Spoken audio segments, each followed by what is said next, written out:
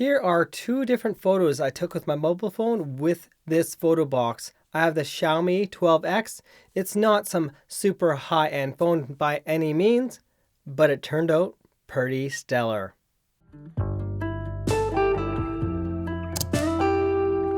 Studio. Hello, this is Eric of Not Bio Studio, and welcome to my review of the Puluz 40 centimeter folding studio shooting tent softbox. Now, why this? Because I wanted something that's actually good quality and not some cheap thing. So let's see what's in the box. Oh, and talk about cheap quality. Here's what I reviewed previously. This is from Shywall, and that junk is going in the junk. Now, when it comes to this one, we got a nice little power cable. We have a nice control. You can see it here. And we have a power plug. So we have some distance here and proper power with this. Now we also have several huge different sheet colors, as we can see here. Before I get to the tent, here's the bag it came in. And the tent itself is unassembled. Has some definite weight to it and definitely has several LEDs. Now this also has some light softeners, so we're not going to see the beads of the LEDs when this is built. Now let's get building. Now when it comes to softbox tents, we see a big mess of openings, as we can see right here. Luckily this comes with instructions, and this is too big for me to assemble on camera.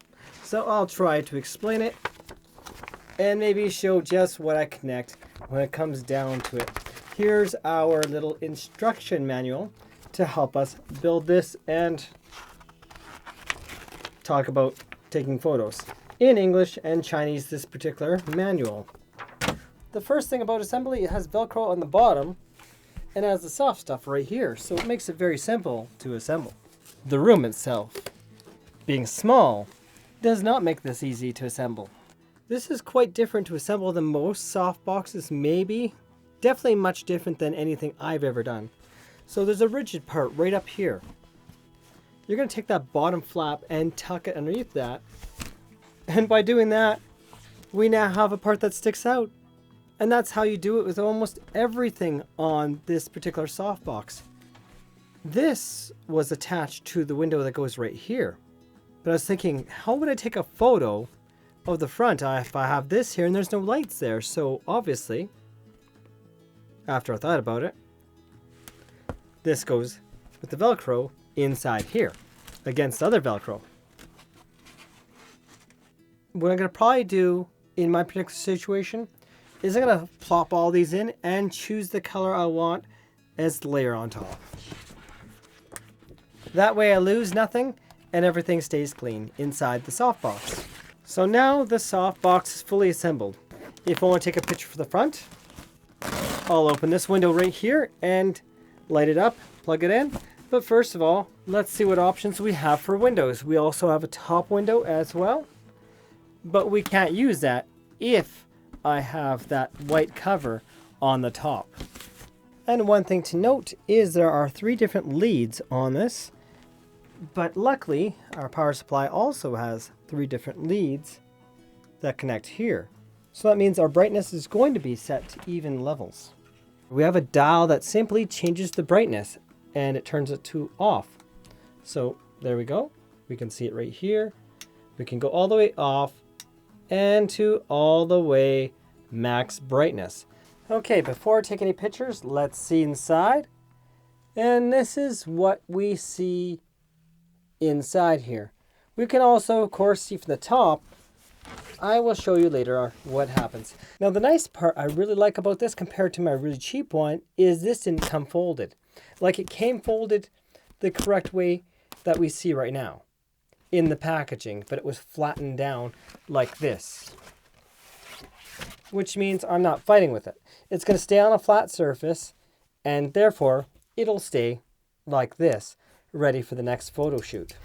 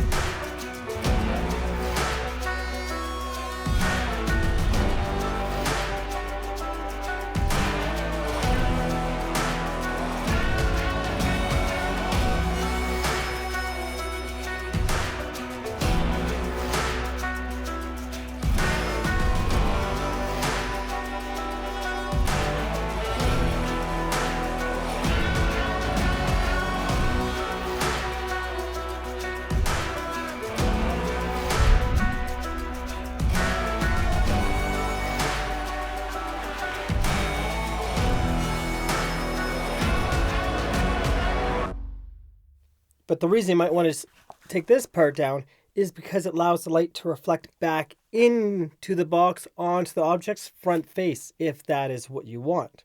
However, for the objects I took a picture of, I didn't really care to have that, because if it reflects back, for one, if you have a bright screen, it's going to look a lot less bright. But it's simple enough just to peel over and take pictures as such. The vinyl pads here, each and every one of them seem to have some sort of dirt or dust, almost like little hairs or fabric or something like that, little pieces all over.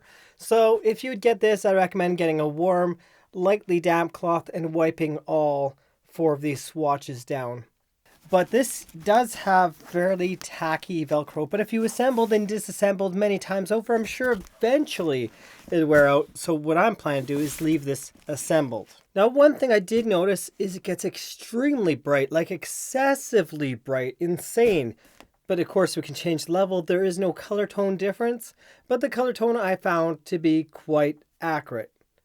It took fantastically accurate photos with my camera set to 5500 Kelvin, which is like daylight lights, which are normally 5000, but most cinema lights, as I use here and here, those are 5600K, and my camera was set to that, and the colors end up being accurate.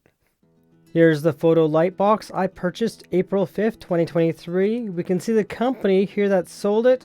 It's different in Canada than the US, but I'll list both links to Amazon Canada and US in my description below. It is 16 inches by 16 inches, and we can also see some specifications here, right here.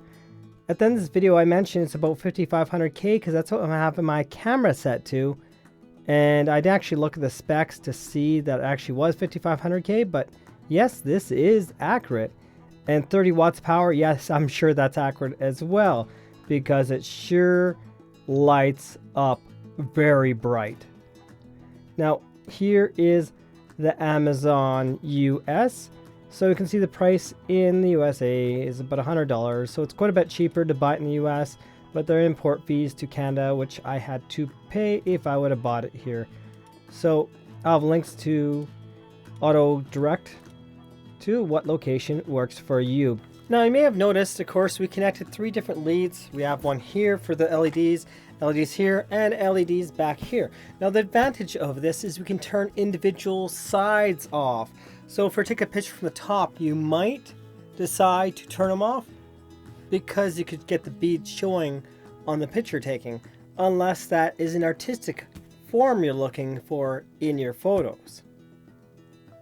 Or you can simply somehow make a diffuser with a round hole just in the middle, so you don't have to worry about that. Maybe that's another thing they could have done, is made a small round hole in the diffuser so we can go through the top window without removing the solid white diffuser that we see here. Overall, this is a great option. Now if you're looking for yellow type lights for tungsten look, or less accurate or more accurate, like say 6000, like a bluish cold light or warm light, well, you're not going to get that. You're going to get more so around 5500, 5600K of light color tone. And for most, that should be absolutely fine. And if you want to change colors and those swatches aren't enough, if you know how to edit, if you do, or had an editor, you can always change the color tone. So here's the photo that I actually graded on my color, right? So if I go right here, you can see I added a little more shadow and highlights to my original photo. And then I just changed the background after I select it. So let's go to this right here where I did the blue. Now we can see, at least with DaVinci Resolve 18, I selected my outer background and I made sure this part wasn't selected. And I simply moved my hue, my saturation, and that you see the specifications of what I changed here. And yeah, I got different colors than the swatches. If you're not already subscribed, consider subscribing to Not Bio Studio. And if you are already subscribed, you are awesome. And if you're subscribing right now, you are also awesome. When it comes to audio and studio equipment, I have a lot to choose from. It may be overwhelming. Feel free to ask the question. Some reviews I actually hid or just simply don't have showing just because not enough people viewed the videos. Because who knows what not BIOS is. So help this channel grow, spread the news. And if you have any questions, comment below because I'll do my best to help you. Just let me know your use case. And for those of you wondering why this product, why did I choose this? Was it supplied? No, I paid for this myself like I do many different products on this channel. Because sometimes you want to take some decent product photos without having a very cluttered thumbnail. Or you might want to sell something. And if I want to sell something, why not get a nice photo? However, if you take photos of things, make sure you dust it first because presentation tends to be everything. And I left some dust on my objects, which is a lot more obvious when there's lights. Sorry. My bad. They used some good thread on this. My gosh.